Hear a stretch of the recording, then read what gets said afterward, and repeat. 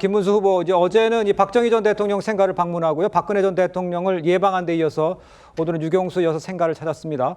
보수층 결집에 총력을 기울이는 모습인데 먼저 영상으로 만나보시겠습니다. 우리를 따뜻하게 위로해 주신 위로의 어머니 유경수 여사님이라고 생각합니다. 박 전 대통령께서 당이 여러 가지 일들이 많았지만 지난 일에 연연하지 말고 하나로 뭉쳐서 선거를 치러서 반드시 이겨달라.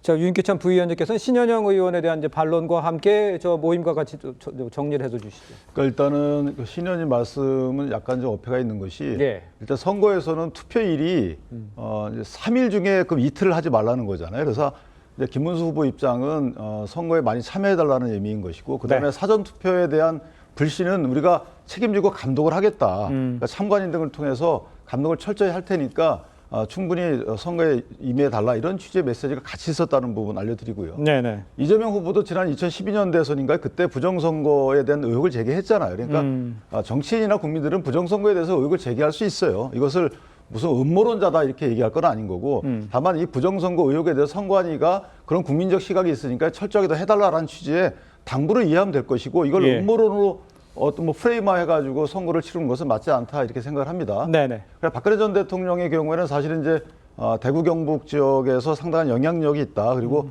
전체적으로 지금 특히나 박근혜 전 대통령이 갖는 의미는 뭐냐면 실제 유경수 여사의 이미지까지 같이 동반 소환되거든요. 네네. 그렇다면 현재 배우자가 갖는 여러 가지 부정적 또는 긍정적 이미지 이 부분에 대해서 어떤 부분은 저희가 좋은 의미로 선전을 하고 어떤 부분은 또 상대 후보에 대해서 나쁜 점으로 선전하는 그러니까 국민께 주는 이중적 의미로 어떤 선거 전략으로 괜찮지 않을까라는 생각에서 아마 저렇게 가서 뵙고 온 것이 아닌가라는 생각을 합니다. 알겠습니다. 그 박근혜 전 대통령과의 회동 또 박근혜 대통령이 전한 메시지 이런 것들을 봤을 때는 어떻게 TK라든가 뭐 전체적으로 봤을 때 그 중도 보수층의 좀 결집에 영향을 미칠까요?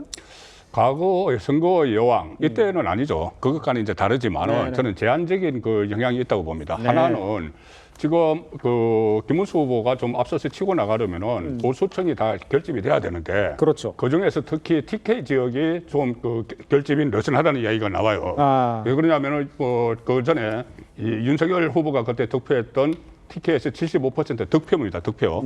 득표나 박근혜 전 대통령이 득표했던 80% 그 정도가 있어야지 성산이 있는데 지금 거기에 좀 미치지 못하니까 만약에 거기에서 박근혜 전 대통령이 그래도 그나마 대구 경북에서는 여전히 좀 어느 정도 영향력이 있다고 보는 거죠. 그래서 제가 알기로는 메시지가 몇 번 더 나온다고 합니다. 메시지가 더 나옵니다.